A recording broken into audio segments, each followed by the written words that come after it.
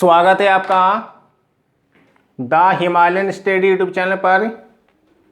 हम आशीष कुमार रस्तोगी आज आपके सामने हम टॉपिक लेकर आए हैं संसाधन की प्रकृति यानी कि रिसोर्सेस ऑफ नेचर।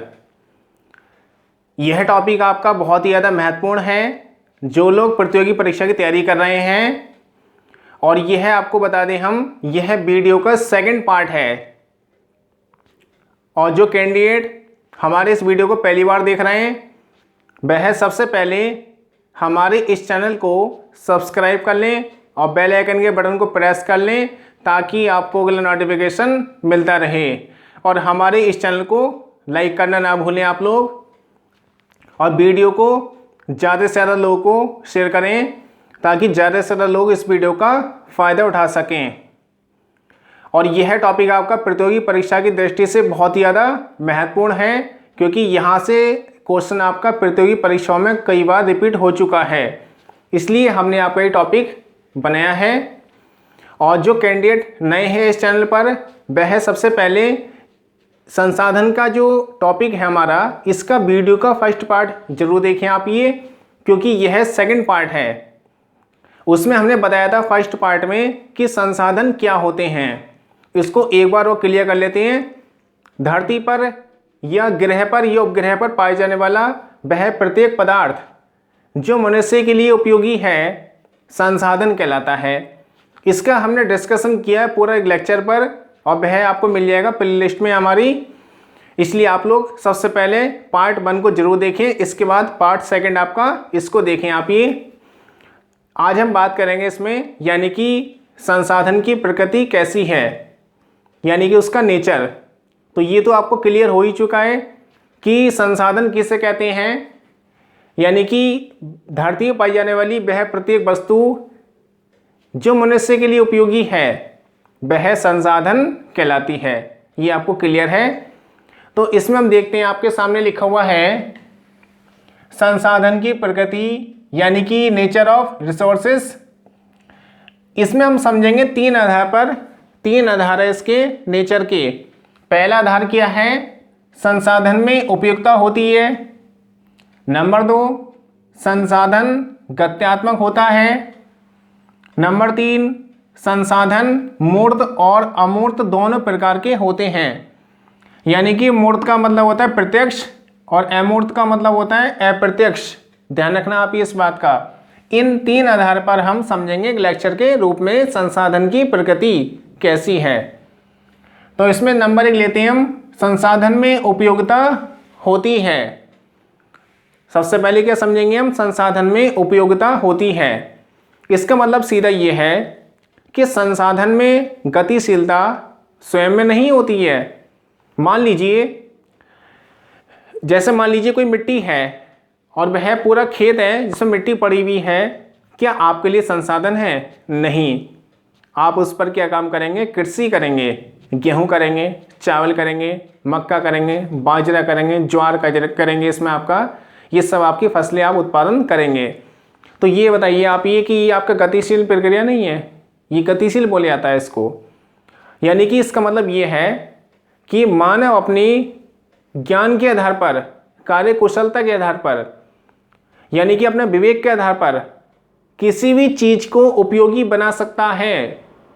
ध्यान रखना इस चीज का आप ये, किसी भी चीज को उपयोगी बना सकता है अगर किसी व्यक्ति के अंदर कार्य कुशलता है और उसमें बुद्धि है, सोचने और समझने की क्षमता है, तो वह किसी भी चीज को उपयोगी बना सकता है। इसका मतलब ये है कि जैसे मान लीजिए जल संसाधन है हमारा, जल में बहुत सारी मछलियां मिलती हैं। अब ऐसा तो है नहीं कि खाली मछलियां मिलती हैं। अगर हम देखें समुद्र को तो विशालकाय, उसमें आज भी विशाल भंडार है संसाधनों के। उसमें खनिज बहुत सारी मिलेंगे आपको, यानी बहुत सारे खनिज है उसमें। और उसमें आपके खाने पीने की चीज़ें यानी कि शैवाल के रूप में कवक और बहुत सारे प्रोटीन आपके मौजूद हैं, आज भी संसाधन में छिपे हुए हैं, जिसमें यानी कि जो है मनुष्य जो है तकनीकी ज्ञान के आधार पर लगातार इसमें खोज करता रहा है और आज भी कर रहा है। इससे क्या हो रहा है, संसाधन में वृद्धि हो रही है, संसाधन गतिशील बनते आ रहे हैं। इसलिए इसको कहा गया है कि यानी कि संसाधन में उपयोगिता होती है, इसलिए कहा गया है। इसके बाद है नंबर 2, संसाधन गत्यात्मक होते हैं। संसाधन क्या है? गतिशील होते हैं। इसमें एक कथन आता है, जैसे कि हमने आपको फर्स्ट वीडियो में बता दिया था, और वह कथन है आपका जिम्मरमैन का। जिम्मरमैन क्या कहते हैं? संसाधन होते नहीं बनते हैं, संसाधन होते नहीं बनते हैं। तो ये कथन किसका है? जिम्मरमैन का। और वह कथन आपका किस में आता है? संसाधन गत्यात्मक होते हैं। इसका मतलब क्या है कि मनुष्य जो है अपने ज्ञान के आधार पर संसाधनों की खोज में लगा हुआ है। ये आप जानते हैं कि सिंधु घाटी सभ्यता के बारे में आपने पढ़ा होगा। उसमें आपने पढ़ा होगा कि सिंधु घाटी सभ्यता के लोग लोहे से परिचित नहीं थे। ये आप जानते हैं इस बात को। और आप लोग जानते हैं कि सिंधु घाटी सभ्यता के लोग तांबे से परिचित थे, यानी कि सिंधु घाटी सभ्यता में तांबे का इस्तेमाल हुआ था, लेकिन लोहे का इस्तेमाल नहीं हुआ है। और वैदिक सभ्यता में आते आते हैं तो इसमें क्या हुआ? लोहे की खोज हो गई, लोहे का ज्ञान हो गया था। और आपको बता दें, दुनिया का पहला लोहा उत्तर प्रदेश में निकाला गया था पूरी दुनिया का। और कौन सा जिला है? एटा। एटा में एक जगह लगती है अंतरजी खेड़ा। अंतरजी खेड़ा एक जगह लगती है, यहाँ से दुनिया का पहला लोहा निकाला गया था। इसका मतलब क्या है कि जैसे जैसे आगे हमने बढ़ना शुरू किया, जैसे जैसे हमने प्रोग्रेस यानी कि शुरू की, वैसे वैसे नए नए खनिजों के बारे में जानकारी मिलनी शुरू हो गई हमें। पहले तांबा, फिर उसके बाद लोहा, और इसके बाद अन्य प्रकार के खनिज का हमने इस्तेमाल करना शुरू कर दिया। तो इसका मतलब क्या है? संसाधन गत्यात्मक होते हैं। यानी कि अब जैसे हमने मान लीजिए कोई भी चीज़ को लिया, जैसे मान लीजिए पानी।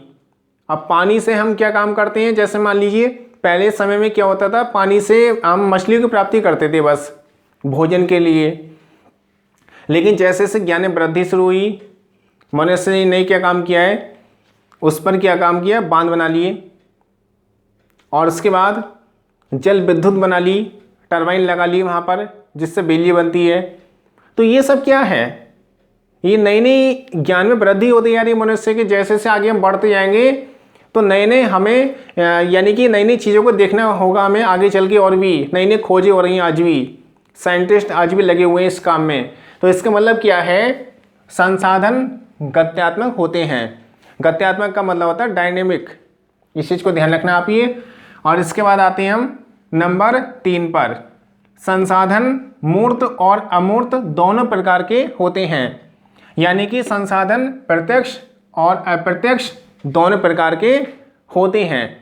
और आपको बता दें कि ये जो है संसाधन कुछ हमें दिखाई देते हैं, कुछ नहीं दिखाई देते। जो दिखाई देते हैं वो प्रत्यक्ष हो गए, और जो नहीं दिखाई देते हैं वो आपके अप्रत्यक्ष संसाधन होते हैं।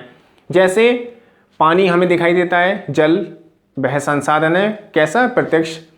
मिट्टी भी दिखाई देती है, वन भी दिखाई देते हैं, खनिज भी दिखाई दे जाते हैं हमें। तो ये सब क्या है आपके? यानी कि मूर्त संसाधन है। और यानी कि राजनीतिक स्थिरता, संबंध, सामाजिक भावना, तकनीकी चीज़ें, और ये सब क्या है आपका? यानी कि ये अमूर्त में आते हैं। यानी कि जिसको हम देख नहीं सकते, खाली महसूस कर सकते हैं ऐसा हुआ है।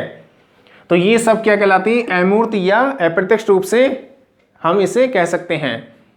तो ये थे आपके संसाधन की प्रकृति के बारे में। संसाधन में उपयोगिता होती है, संसाधन गत्यात्मक होते हैं, संसाधन मूर्त और अमूर्त दोनों प्रकार के होते हैं।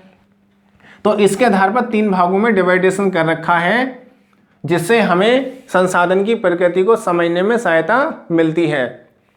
और ये क्वेश्चन आपका बहुत ही ज़्यादा मोस्ट मेंट है। और हम आपको ये क्वेश्चन दे रहे हैं, आपको ये बताना है। और यह है क्वेश्चन है हमारा कि एशिया में सबसे ज़्यादा जल विद्युत बनाने वाला देश कौन सा है? ध्यान रखना आप, ये एशिया में सर्वाधिक जल विद्युत बनाने वाला देश कौन सा है? इसका जो आंसर है वह आप लोग कमेंट बॉक्स में हमें बताएंगे और आगे आप इसमें पार्ट 3 आपको मिल जाएगा। इसलिए आप लोग देखते रहिए हमारा channel the Himalayan study YouTube channel, और आगे में आपके सामने लेकर आएंगे नई नई वीडियो। और आप लोग इस वीडियो को शेयर करें ज़्यादा से ज़्यादा लोगों को और हमारे चैनल को लाइक करें। धन्यवाद।